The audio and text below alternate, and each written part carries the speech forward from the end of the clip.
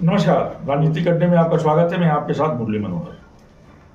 2027 में उत्तर प्रदेश में होने वाले चुनाव को लेकर के राजनीतिक सरगर्मियां तेज हो गई हैं। देखा जाए तो 2027 के आम विधानसभा के चुनाव में जो उत्तर प्रदेश में होना है, महज 12 से 13 महीना ही अब रह गया है।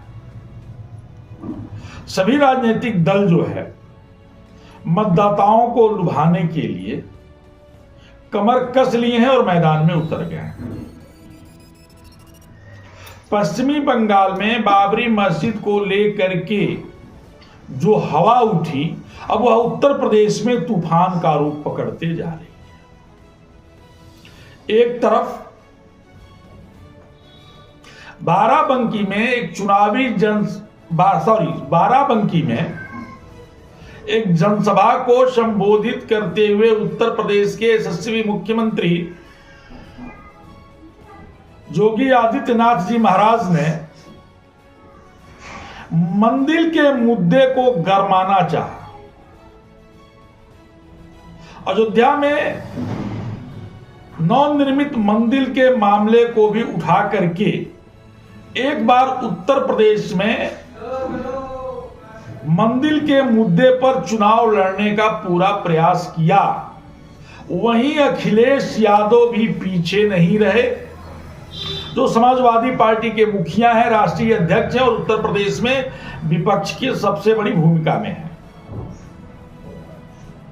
वाराणसी के एक कार्यक्रम में अखिलेश यादव ने भी बड़े साफगोई कहा कि वाराणसी में जो प्रधानमंत्री का संसदीय क्षेत्र है, 100 मंदिरों को बुलडोजर लगा करके सरकार ने तोड़वा दिया है।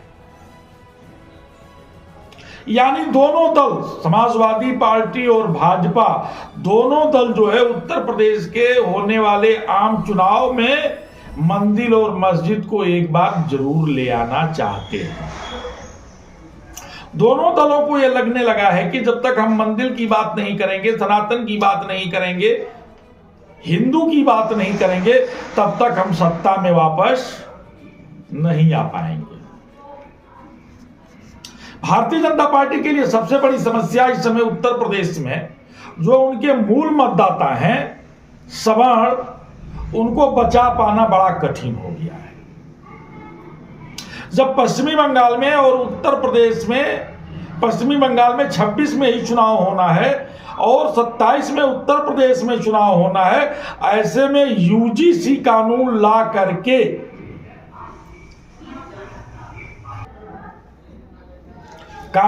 करके सरकार दलित मतदाताओं को जहां साधने का काम कर रहा है, वहीं उत्तर प्रदेश समेत पूरे देश में सवर्ण समाज के लोग जो है यूजीसी के खिलाफ हो गए। धरना प्रदर्शन हो रहा है, आंदोलन हो रहा है। वो अलग बात है कि सुप्रीम कोर्ट ने यूजीसी के नए कानून पर रोक लगा दिया और 19 मार्च को उसमें पुनः सुनवाई। लेकिन आक्रोश कम नहीं हुआ है, विरोध कम नहीं हुआ है। तो अगर भारतीय जनता पार्टी से सवर्ण समाज के लोग नाराज होते हैं यूजीसी को लेकर के, तो जाएंगे कहां? उस पे बसपा के सुप्रीमो मायावती की नजर टिकी हुई है। सुप्रीम कोर्ट के फैसला आते ही जो है बहन मायावती ने प्रेस कॉन्फ्रेंस किया और कह दिया कि यूजीसी में तमाम खामियां हैं और इस पर जो है, इस कानून पर पुनः विचार करना चाहिए।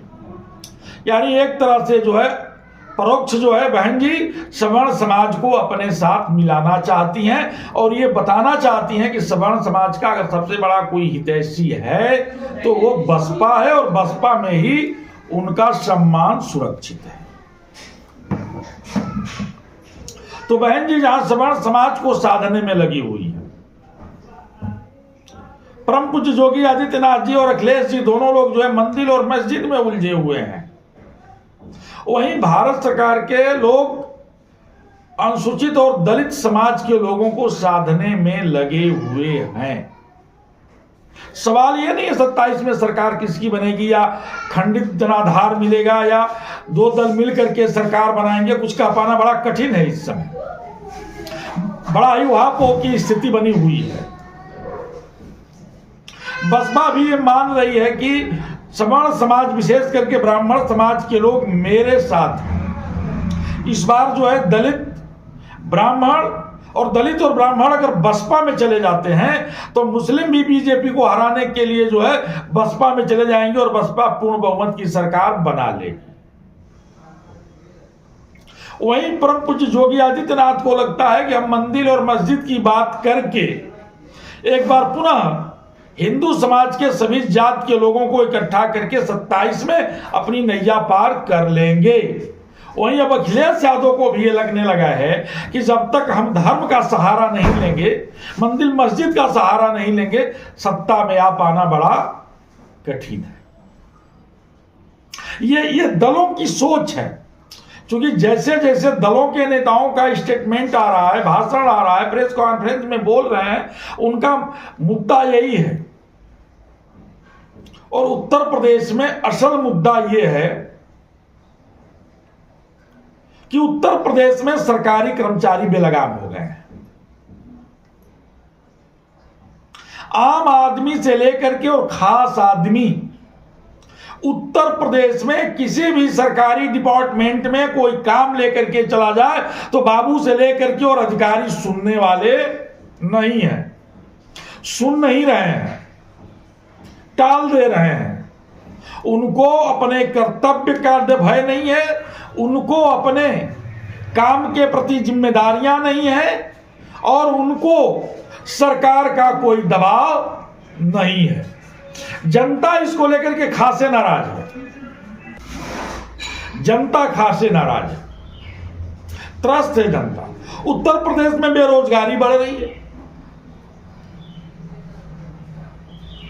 उत्तर प्रदेश की दशा यह हो गई है कि रोजगार के लिए बच्चे दर दर भटक रहे हैं। तो यहां ना तो रोजगार की बात हो रही है, न भ्रष्टाचार की बात हो रही है, न विकास की बात हो रही है।